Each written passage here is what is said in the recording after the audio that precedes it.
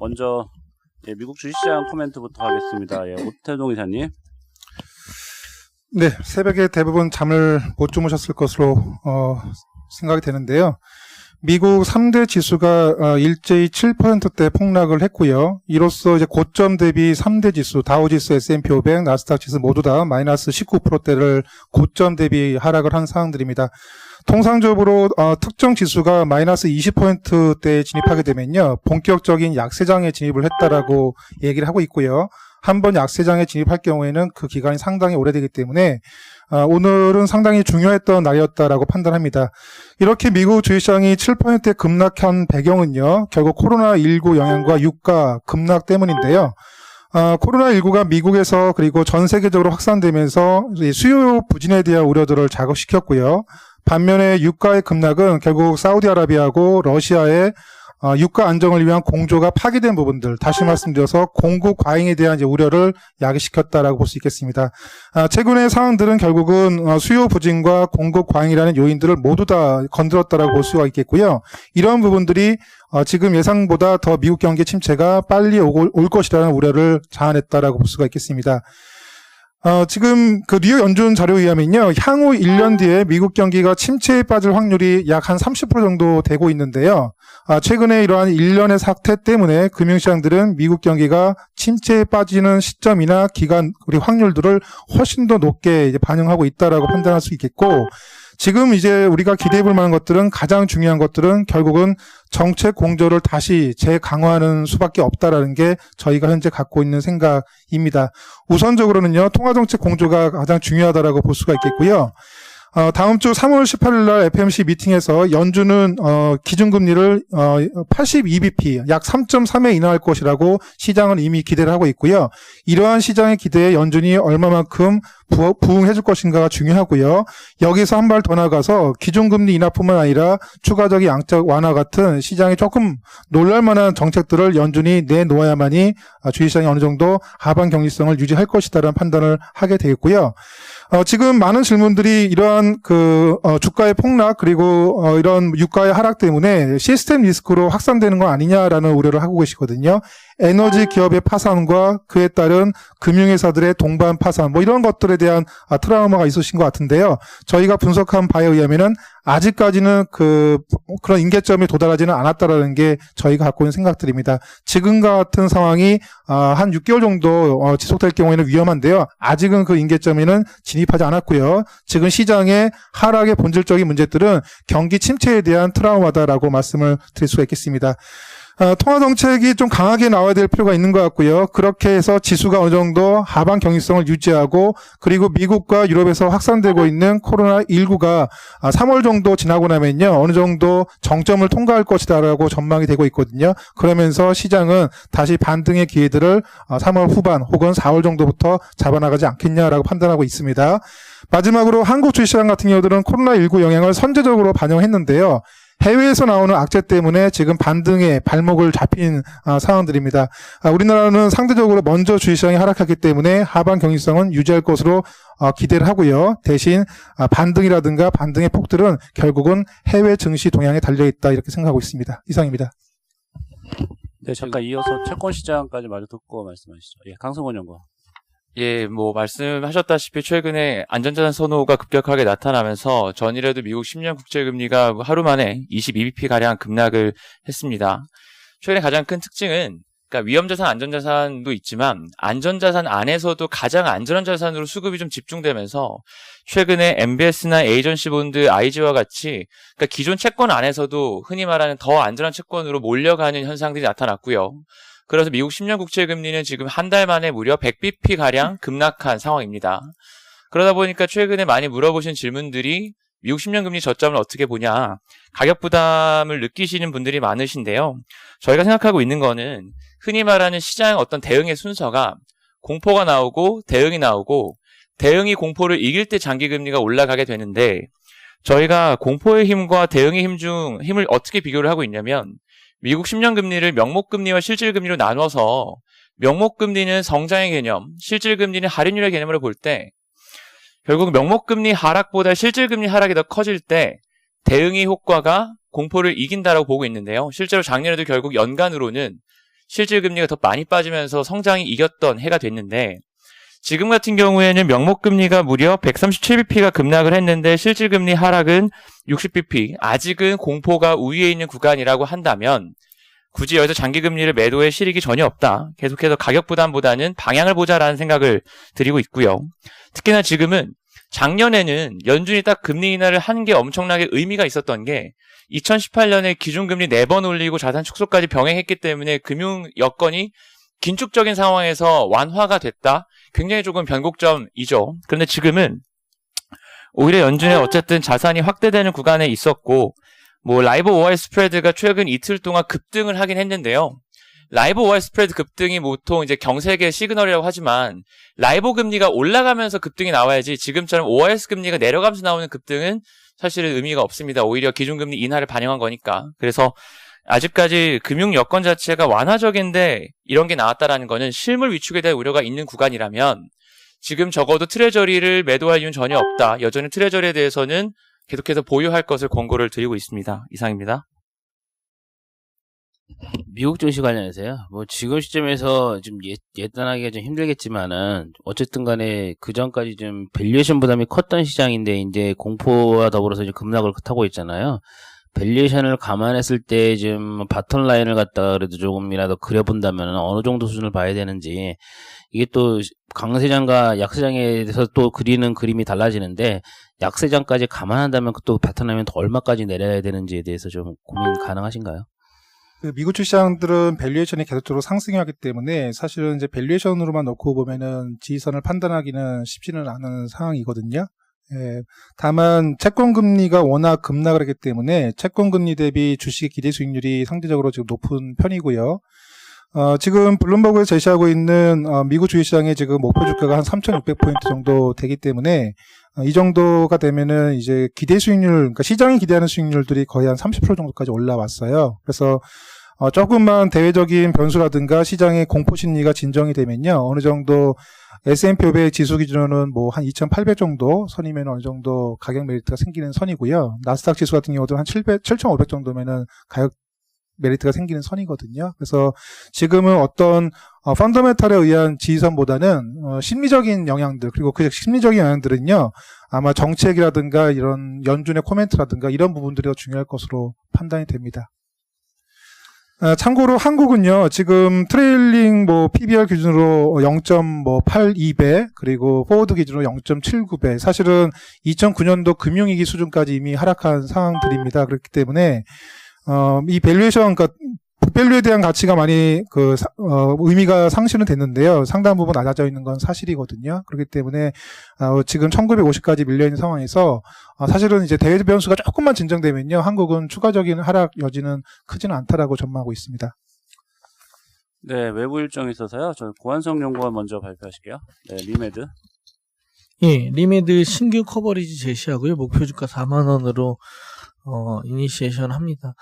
일단 국내 성형 시장이 워낙 특수하기 때문에 메디톡스의 메디톡시 이노톡스, 그리고 클래시스의 슈링크 같은 블록버스터 품목들이 나온 사례들이 있고요. 동기업들이 과거 이제 25배 이상의 높은 밸류에이션 프리미엄을 받아왔고 지금도 받고 있는 상황입니다. 근데 이제 성형 분야의 뉴 노멀이라고 할 만한 최근에 변화가 나타나고 있고요. 그래서 그 중심에 이제 리메드라는 업체가 있다라고 보고 있습니다. 자료를 넘겨보시면 12페이지, 13페이지예요. 한마디로 이제 살 빼는 기기고요. 우리나라의 쿨스컬프팅이라는 기기가 성형외과에 이미 깔려있는 곳이 몇 군데 있습니다. 그래서 원리는 지방세포를 이제 얼렸다가 녹이면서 이 지방세포를 터뜨려서 지방을 분해하는 그런 기기가 이미 깔려 있고요. 원래는 이제 젤틱이라는 업체가 미국 업체가 개발을 했는데 엘러간이 2.5조에 인수하면서 지금은 엘러간이 판매를 하고 있습니다. 2017년 2월 달에 인수했고요. 그래서 지금 연매출 한 4천억 정도 나오는 품목입니다. 근데 이 기기가 한 7, 8년 굉장히 오래됐기 때문에 신제품이 부재한 상황이었고 약간 정책이었는데 작년 9월에 엘러간이 쿨톤이라는 신제품을 출시하고요. 오른쪽에 그림 19번에 보시는 것처럼 이제 팔리고 있습니다. 근데 원리는 이제 기존의 쿨스컬프팅이 먼저 이제 그 지방세포를 깨주면, 분해해주면 그 나머지 공간은 이제 근육세포를 강화해서, 그러니까 전자기파로 근육을 수축 이완을 반복적으로 빠르게 해주면 이제 근육이 강화되는, 그러니까 우리가 굳이 운동을 하지 않아도, 헬스장에서 운동을 하지 않아도 기기가 자동으로 알아서 해주는, 그러니까 이거를 뭐 시술을 받고 나면 정말로 이제 근육이 땡긴다고 하더라고요. 우리가 이제 헬스장에서 강한 근력 운동을 한 것처럼. 그래서 이게 이제 전 세계, 아직 우리나라에는 안 들어왔고요. 이제 미국 중심으로 이제 깔리고 있고, 그래서 뭐 가격대가 유사하기 때문에 뭐 기본적으로 베이스로 한 4천억 정도 매출할 수 있는 품목으로 보고 있습니다. 바로 동사가, 한국의 리메드가 이제 엘러간 진모와 협업을 통해서 이거를, 죄송합니다. 유럽의 진모와 협업을 통해서 엘러간에 납품을 하고 있고요. 그래서 이렇게 이제 성형 시장에 이제 새로운 비즈니스가 창출이 되고 있고, 국내 시장은 아마 이제 올해 연말쯤 자체적으로 자사 브랜드로 리메드가 런칭할 계획을 갖고 있습니다. 그래서 B2B에 이어서 B2C로 확장해 나갈 계획이고, 일단은 이제 이 B2B 매출이 작년에 59억이 처음 발생했고요. 올해 지금 나간 속도로 보면 177억 정도는 무난하다라고 보고 있습니다. 그다음에 그 리메드의 본업 자체는 뭐 15페이지 보시는 것처럼 이제 전자약이라는 분야에서 이제 원천 기술을 갖고 있고, 이 삼성이 인수한 메디슨이라는 의료기기 업체 출신의 이제 창업자들이 이제 창업한 회사인데요. 이 전자약은 20년 전에 혹시 뭐 MC 스퀘어 이런 거 기억나시는지 모르겠는데, 20페이지에 보시는 것처럼 이제 이렇게 그 전자기파를 통해서 뇌라든가 이런 데 자극을 주고, 아니면 뭐 통증 부위에 자극을 줘서 병을 치료하는 질환 치료제 역할을 하는 기기입니다. 그래서 이미 미국에서도 뭐 편두통이라든가 통증, 그리고 그 우울증 치료 목적의 기기들이 등장하고 있고, 최근에는 이제 노보큐어라고 이 뇌종양 치료제 쪽으로도 개발하는 업체가 등장하고 있고요. 그래서 새롭게 떠오르는 분야인데, 일단은 그 동사는 그 진모와의 협업을 통해서 통증 치료제 수출을 하고 있고요. 8페이지 보시는 것처럼 작년에 진모향으로 한 40억 정도 나왔고, 뭐 올해 내년 계속 30% 이상 고성장할 걸로 전망이 됩니다. 그래서 밸류에이션 관점에서 보면 올해 연간 320억 매출에 영업이익 120억 정도를 보고 있습니다. 그 PER은 과거에 메디톡스 클래시스가 받았던 25배를 적용해서 목표 주가를 산출한 거고요.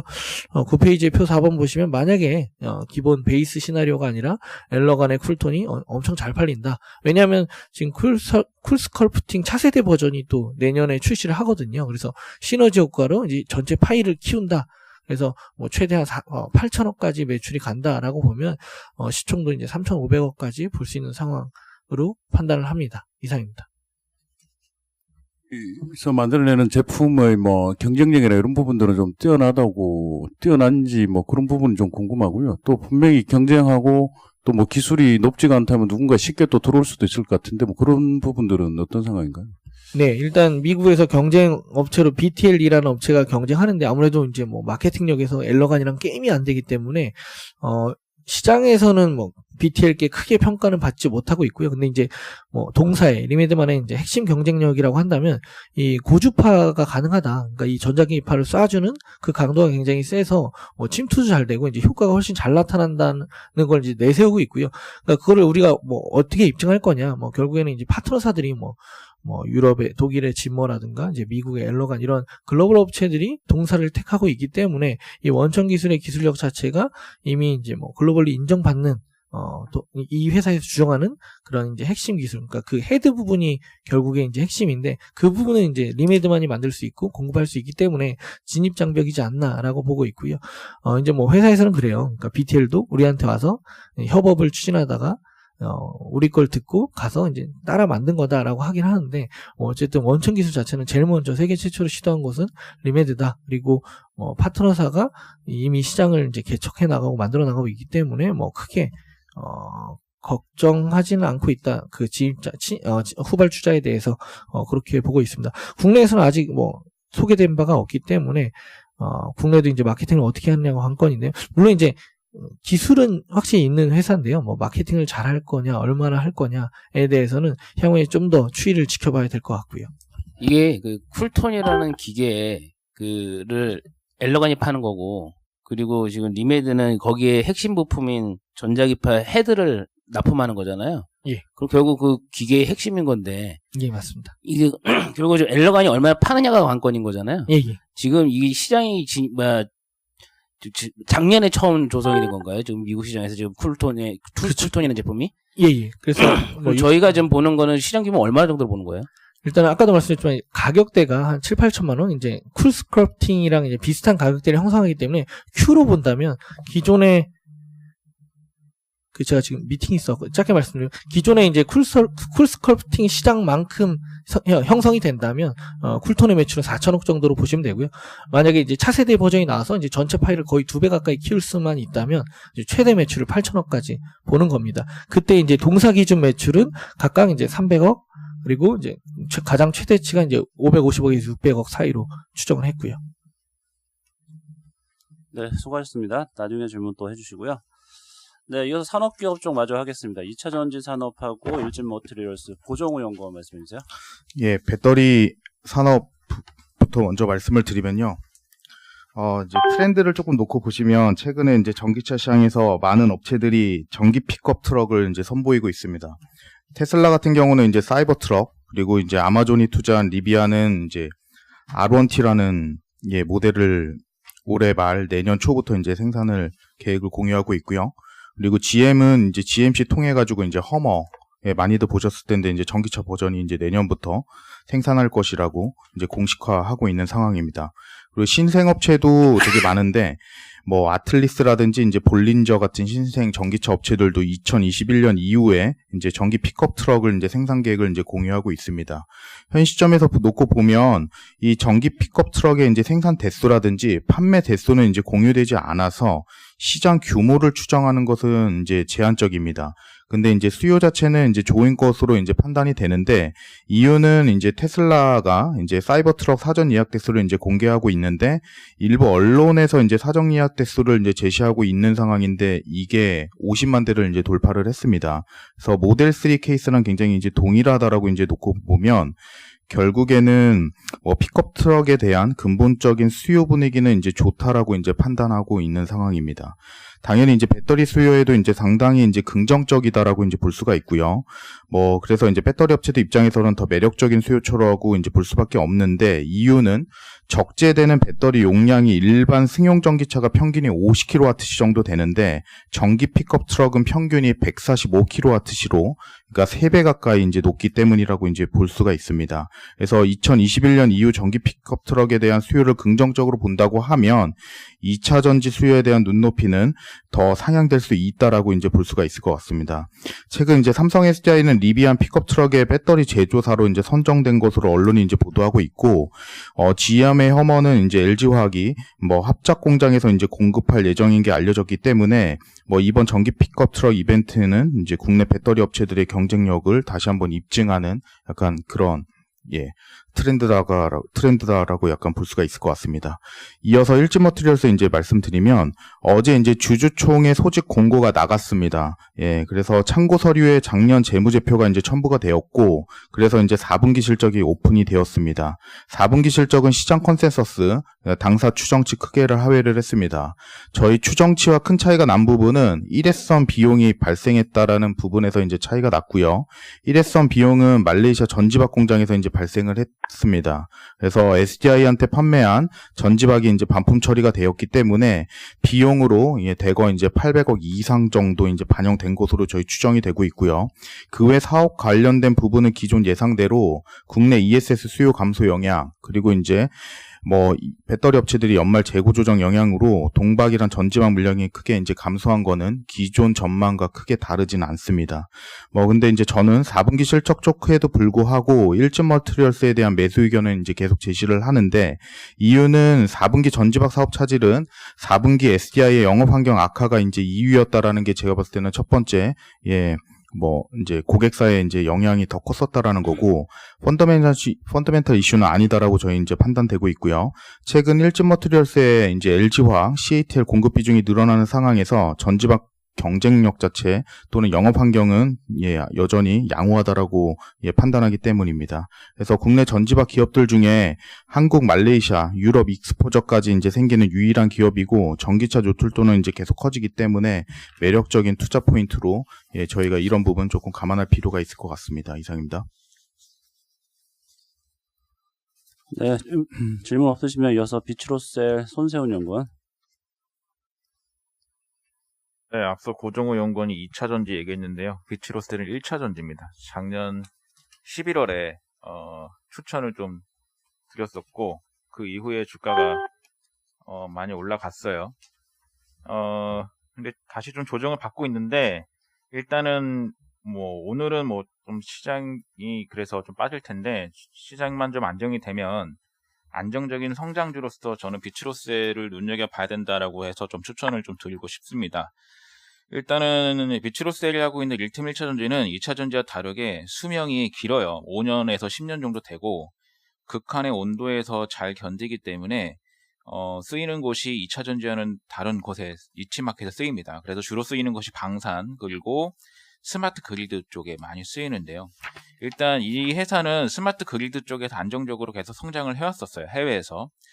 근데 우리나라 같은 경우가 이제 스마트 그리드에 대한 투자가 본격화되고 있는 상황입니다. 일단은 산업통상자원부에서 2020년 말까지 1.5만 개의 스마트 가스 계량기를 보급하는 시범 사업을 지난주부터 이제 깔기 시작을 했습니다. 그리고 제주도가 원래 천연가스를 안 쓰고 LPG를 썼었는데 이제 천연가스가 본격적으로 시작이 돼서 올해 제주도에도 스마트 가스 계량기를 1.5만 대를 깔기로 했습니다. 그리고 수자원공사에서는 이제 수돗물 원격 검침을 통해서 취약계층, 그러니까 예를 들어서 노인분들이 일정 기간 수돗물을 안 쓰면 알람을 울리는 그런 서비스, 그런 것들이 2020년까지 확대할 계획이에요. 그리고 독일 같은 경우도 2020년부터 전력 소비량이 연간 6,000kW 이상인 소비자한테는 스마트 전계량기가 의무화되고 있습니다. 이 스마트 계량기가 거기에는 이제 필수 전원이 1틈 1차 전지입니다. 그래서 이런 것들이 계속 투자가 되면 비추로셀은 수혜가 될 수밖에 없어서 안정적인 성장은 지속된다고 보고 있고요. 작년에 한 18% 성장을 했습니다. 그리고 올해 같은 경우도 18% 성장할 것으로 보고 있는데 그 이유는 뭐냐면 이 회사의 가장 큰 고객사가 자일럼이라는 미국의 회사가 있는데 작년에 한 24% 매출 비중을 차지했던 회사인데 그 회사하고 작년 11월에 3년간 1.2억 달러 규모의 제품 공급 계약을 맺었어요. 작년에 자일럼이 2,600만 달러의 매출이었는데 3년간 1.2억 달러면 4천만 달러잖아요. 그래서 올해는 작년에 2,600만 달러에서 올해는 4천만 달러가 커집니다. 예, 그게 커지고 그다음에 신규 사업인 모듈 사업이 올해 신규 시작해서 130억 정도 매출이 기대되기 때문에 올해도 18% 성장이 기대가 된다라고 보고 있습니다. 그래서 이 회사는 기본적으로 보장된 매출 성장이 있기 때문에 다른 걸 보수적으로 가정해도 18% 성장이 가능하다는 점에서 안정적인 성장주로 보고 있고요. 밸류에이션이 13배 수준입니다. 이와 비슷한 회사들이 20배 이상 글로벌적으로 평가를 받고 있고 이 회사 지금 해외 매출 비중이 70%인 상황이기 때문에 글로벌 피어와 충분히 비교 가능하다라고 보고 있고요. 그래서 시장이 안정이 되면 일단 비추로셀은 적극적으로 좀 추천드리고 싶은 종목입니다. 이상입니다. 네, 이어서 해외 주식 글로벌 스탁스 10 발표하시죠.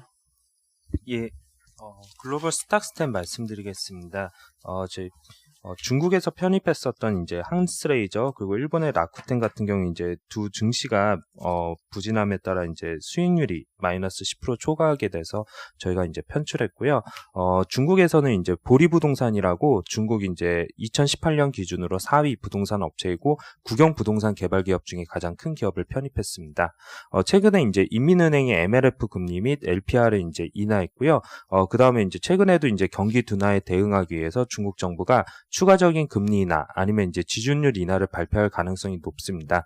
그래서 이럴 경우 결국 시중의 유동성이 좋아질 수 있다는 장점이 있고요. 또한 보리부동산 같은 경우 이제 국영 부동산 개발 기업이다 보니까 금리가 낮아질 경우 자금 조달 금리도 같이 낮아지는 부분들이 있어서 수혜가 있습니다. 또한 최근에 이제 코로나19 사태로 인해서 부동산 거래가 부진을 했는데 이런 부분은 이제 좀 대응하기 위해서 지방정부에서 부동산 규제 완화 또한 이제 지원 정책들을 발표하고 중앙정부가 어느 정도 이 부분을 용인하고 있기 때문에 결국은 코로나19 사태가 중국 같은 경우 최근에 좀 소강 국면인데 이런 부분들이 결국 이제 부동산 가격 회복으로 이어지면서 좀 보리부동산에 긍정적으로 보이기 때문에 저희가 편입했습니다. 일본에는 이제 라이언이라고 해서 생활용품 제조기업을 편입했는데요. 뭐 치약, 칫솔, 그리고 특히 이제 뷰티케어에 해당하는 핸드숍, 바디샴푸 이런 것들을 생산하는 업체입니다. 최근에 이제 5년간 연평균 영업이익 성장률도 19.4%로 견조하고 있고요. 특히 이제 회사가 생산하는 이제 핸드속 같은 경우는 일본하고 한국에서 1위를 차지하고 있는데요. 코로나19 확산에 따라서 이제 핸드속 판매가 이제 좀 증가하는 부분들이 수혜가 예상되기 때문에 저희가 이제 라이온을 편입했습니다. 이상입니다. 네, 이어서 해외 채권 쪽 마저 듣겠습니다. 글로벌 픽스드 인컴 ETF 전략을 전병화 연구원. 네, 해외채권 ETF 월보 3월호 내용 말씀을 드리겠습니다. 지난해부터 이제 해외채권 ETF에 대한 관심이 워낙 높아졌는데 그때 말씀드렸던 채권 ETF가 TLT라고 하는 미국 초장기 국채 ETF가 좋은 성과를 보일 것이다 라고 말씀을 드렸고요. 연초 1, 2, 3월 내내 미국채 금리가 크게 하락하면서 이제 굉장히 높은 성과가 이어지고 있는 상황입니다. 앞서 강승원 연구원이 말씀드렸듯이 지금 시점에서 미국채를 팔 타이밍은 아니기 때문에 계속 TLT라든지 안전자산 위주의 포트폴리오는 유효할 것이다 라고 보고 있고요. 지난달 월보 내용에도 들어있던 내용이긴 한데 그러면 지금 상황에서 1%까지 금리가 하락한 상황에서 좀 대안을 찾아보자 라고 하면 TLT 말고 EDV와 같은 채권 ETF도 좋을 것 같습니다. 차이가 있다면 EDV는 매달 배당이 나오지 않는다라는 게 차이고요. 듀레이션이 훨씬 길어서 금리가 조금 더 하락한다라고 했을 때 TLT보다 훨씬 높은 성과를 기대할 수 있다라는 게 포인트라고 보시면 될 것 같습니다. 이번 달에는 뭐 아까 말씀드렸던 것처럼 안전자산 위주의 그런 성과가 높아질 거다라고 보고 있는데요. 어쨌든 금리가 1% 이하 거의 0%에 왔기 때문에 앞으로 어떤 채권 ETF의 기회가 있을지를 좀 아이디어를 생각을 해봤습니다. 그래서 이번 달 주제는 액티브 ETF다라고 보시면 될 것 같고요. 액티브 ETF다 보니까는 전체적인 벤치마크를 이기는 게 중요한데요. 국채라든지 이쪽에 안전자산 위주 전체 마켓 복제하는 ETF는 생각보다 벤치마크를 비트하지 못했고요. 액티브 기준에서는 MBS나 지방채 같이 조금 더 분석이 어렵고 다양한 자산군이 많은 쪽의 ETF가 지속적으로 벤치마크를 이겨왔습니다. 그래서 이번 달부터 저금리 상황에서 주목하실 만한 ETF로는 JMBS라고 하는 액티브 MBS ETF 그리고 FMB라고 하는 지방채 ETF가 꾸준히 상장 이래 벤치마크 패시브 펀드를 이겨왔기 때문에 저금리 환경에서 더 많은 관심을 받을 수 있을 것이다 라고 판단을 하고 있습니다. 이어서 회사채 부분 말씀드리겠습니다. 네, 크레딧 ETF 쪽 성과하고 시황 간단히만 말씀드리면은 미국 채금리가 이제 아시다시피 크게 하락하면서 미국 투자 등급 ETF도 성과가 좋았고요. 대표적으로 그 장기 투자 등급 ETF인 VCLT가 2월에는 한 1.4%, 그리고 3월 이제 그 첫째 주에는 3.3% 성과를 기록을 했는데요. 그러니까 저희가 어제부터는 이제 유가 하락으로 인해서 좀 투자 등급에 대해서 좀 보수적인 스탠스를 견지하고 있기 때문에 좀 지금 상황에서는 투자 등급이나 하이힐드나 좀 보수적으로 접근하시는 게 좀 더 맞을 것 같습니다. 조금 더 아까 말씀드린 트레저리라든가 좀 더 안전자산 쪽으로 채권 유니버스 안에서도 이동하시는 게 맞는 것 같고, 또 이어서 이제 하이힐드는 사실 2월에도 마이너스 1.5% 부진한 성과를 기록을 했고, 그리고 3월 같은 경우에도 어제도 이제 크게 마이너스 6% 이상 좀 부진한 성과를 기록하고 있고 추가 약세도 불가피하다고 보고 있습니다. 그래서 저희가 얘기하고 있는 뭐 ANG라든가 뭐 HILB 이런 것도 지금 단기적으로는 뭐 저가 매수 타이밍이 아니다 이렇게 말씀드리고 싶고요. 그리고 유럽 회사채 같은 경우에는 이제 미국채가 하락한 거에 비해서 유럽 국채가 이제 하락을 안 하면서 상대적으로 성과가 부진했고요. 투자 등급 같은 경우에도 IEAC 같은 경우에도, 그리고 이제 신흥국 달러 회사채도 저희가 중립으로 이제 조정할 생각이 있어가지고, 사실 이전까지는 미국채 금리가 뭐 크게 하락했지만 이제는 어쨌든 뭐 0.5까지 왔기 때문에 하락폭이 이제 예전만큼 남아있지 않았기 때문에, 그래서 미국 투자 등급 ETF하고 신흥국 달러 회사채 이제 ETF도 조금 조심스럽게 접근하시기를 권고드립니다. 이어서 이제 코로나19 미국 확산 시 미국 크레딧 섹터별 영향 자료를 좀 말씀드리면요.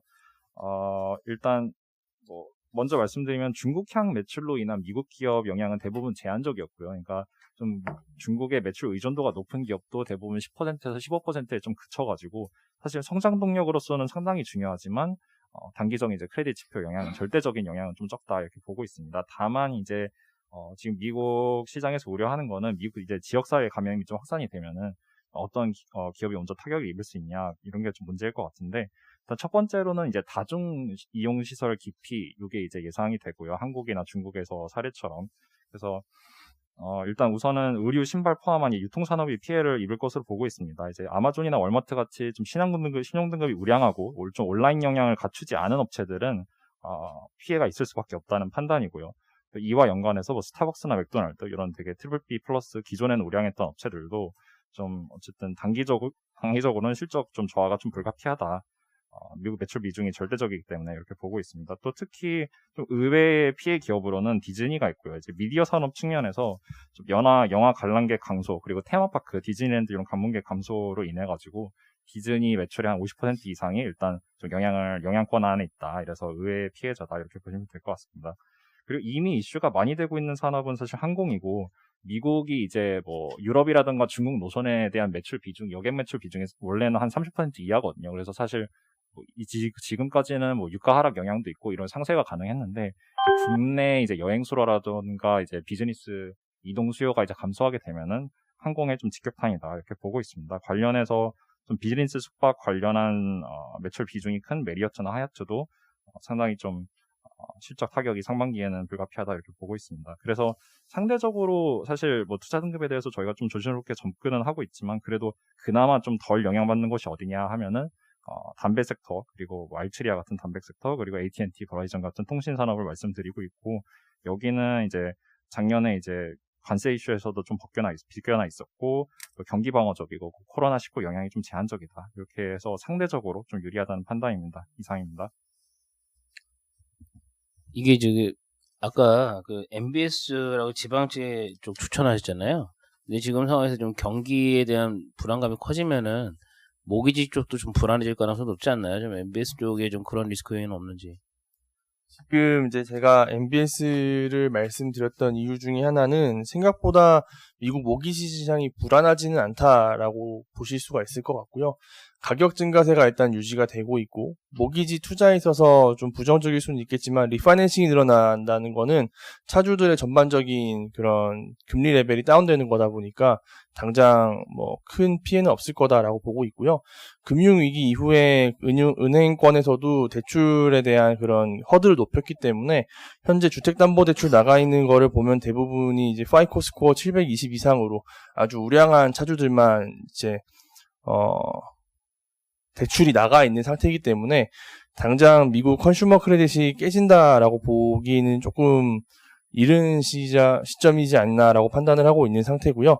다만 이제 리스크라고 한다라고 하면 투자 성과 측면에서 금리가 큰 폭으로 계속 하락할 경우에는 트레저리 대비해서 상대 성과가 좀 저조할 수 있는 그런 섹터입니다. 이게 상품의 구성상, 특성상 그렇다라고 보실 수가 있겠고요. 다만 이제 MBS를 말씀드렸던 이유는 미국 국채금리가 현 시점에서 크게 반등을 보기도 어렵다라고 하는 상황에서는 오히려 이제 금리 변동성이 낮고 대신에 국채랑 동일한 신용 등급인데 금리가 높습니다. 상대적으로. 그런 메리트가 있기 때문에 말씀을 드렸고요. 그런 벤치마크보다도 최근 한 3년간 계속 아웃퍼폼 해왔기 때문에 어떻게 보면 이 ETF의 매니지먼트도 좀 잘 되고 있는 ETF라서 말씀을 드린 거고요. 지방채 같은 경우도 FMB 같은 경우는 이제 미국 지방 기관들의 문제인데 여기서 리스크 포인트는 코로나19 문제가 미국 지역사회의 감염이 심각해져서 여기서 대부분 수입이 나오고 있는 뭐 의료시설이라든지 학교라든지 아니면 항만, 공항 이런 부분들에 있어서 수요 둔화가 불가피할 경우에는 차주들의 리스크가 조금 높아질 가능성은 있습니다. 다만 그 미국 지방 기업 공기업 내지는 지방정부의 신용등급이 보통 AA 이상이기 때문에 상당히 견조한 펀더멘탈이라서 특별히 아직까지 우려할 상황은 아니다라고 말씀을 드릴 수 있겠습니다. 네, 이상으로 준비된 자료 발표 모두 마치겠습니다.